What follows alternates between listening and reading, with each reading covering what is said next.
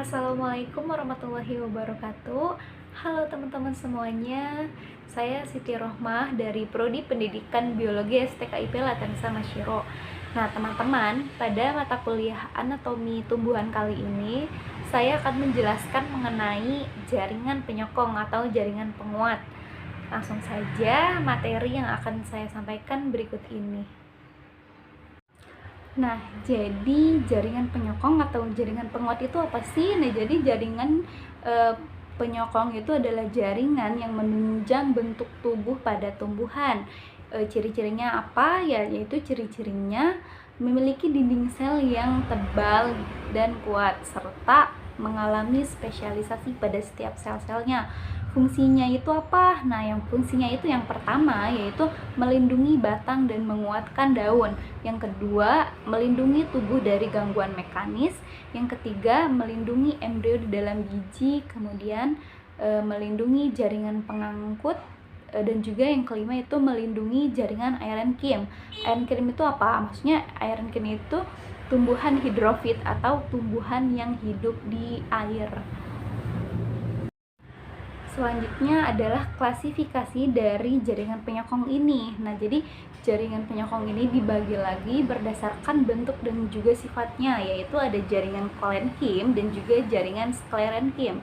Nah, yang pertama yang akan saya bahas yaitu adalah jaringan kolenkim. Nah, jaringan kolenkim itu merupakan jaringan mekanik yang bertugas menyokong tumbuhan.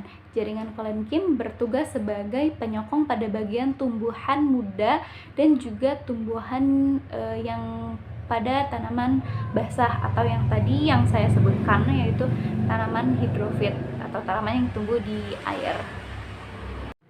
Kemudian ciri-ciri dari jaringan kolenkim. Nah, yang pertama itu tersusun dari sel-sel yang aktif.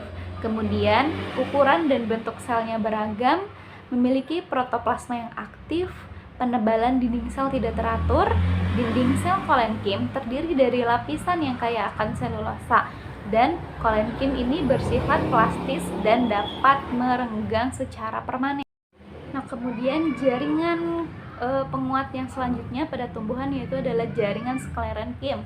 Jaringan sklerenkim itu apa sih? Nah, jadi jaringan ini adalah jaringan penguat pada tumbuhan yang sudah berhenti melakukan pertumbuhan dan perkembangan. Ciri-cirinya itu apa? Nah, ciri-cirinya yang pertama yaitu selnya memiliki dinding sekunder yang tebal, kemudian mengandung zat lignin dan memiliki sifat kenyal atau elastis, dan juga tidak mengandung protoplas karena sel-selnya sudah mati atau sudah dewasa. Nah, selanjutnya pada jaringan sklerenkim ini dibagi lagi menjadi dua, yaitu ada serat sklerenkim dan juga sklereid. Serat sklerenkim atau serabut ini merupakan jaringan yang terdapat atau yang ditemukan di berbagai bagian tumbuhan dalam bentuk untayan atau juga lingkaran. Berdasarkan tempatnya dibedakan menjadi dua, yaitu ada serat xilem dan juga ekstraseluler. Serat xilem ini maksudnya terdapat pada jaringan xilem, dan yang ekstraseluler ini terdapat pada bagian korteks atau juga fum ya. Nah, jadi yang kedua ada jaringan sklereid atau jaringan yang keras gitu, merupakan sel-sel yang mati saat dewasa. Sklereid ini umumnya berbentuk bulat dan juga bervariasi. Kemudian sklereid ini terdapat pada semua bagian tumbuhan, terutama pada kulit kayu, pembuluh tapih, dan dalam buah dan juga biji. Maksudnya pada buah itu apa? Misalnya contohnya itu pada tempurung kelapa. Kita lihat kan di luarnya itu ada dilindungi oleh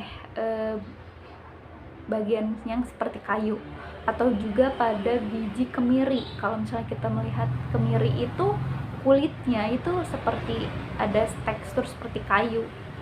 Nah, jadi ini ada gambar pada jaringan sklereid, pada jaringan sklerenkim. Jaringannya ini contohnya itu ada jaringan pada tempurung kelapa yang masih muda, dan juga ada yang bagian bawah itu adalah tempurung kelapa yang sudah tua.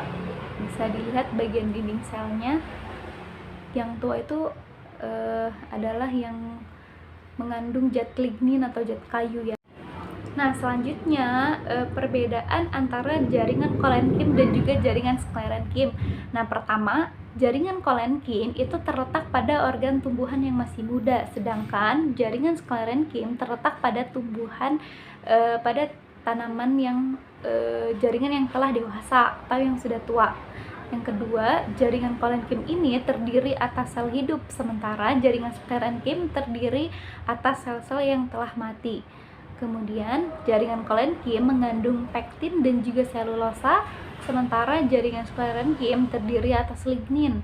Dan yang selanjutnya, pada jaringan kolenkim, selnya memiliki penebalan dinding sel hanya di bagian sudutnya, sedangkan pada sklerenkim, susunan selnya rapat dan tidak ada ruang antar sel. Nah, contohnya seperti pada gambar di sebelah ini ya, itu ada jaringan kolenkim dan sklerenkim nih. Pada dinding sel kolenkim itu terdapat hanya pada pojok-pojoknya, yaitu ada batasan seperti sekat-sekat gitu ya.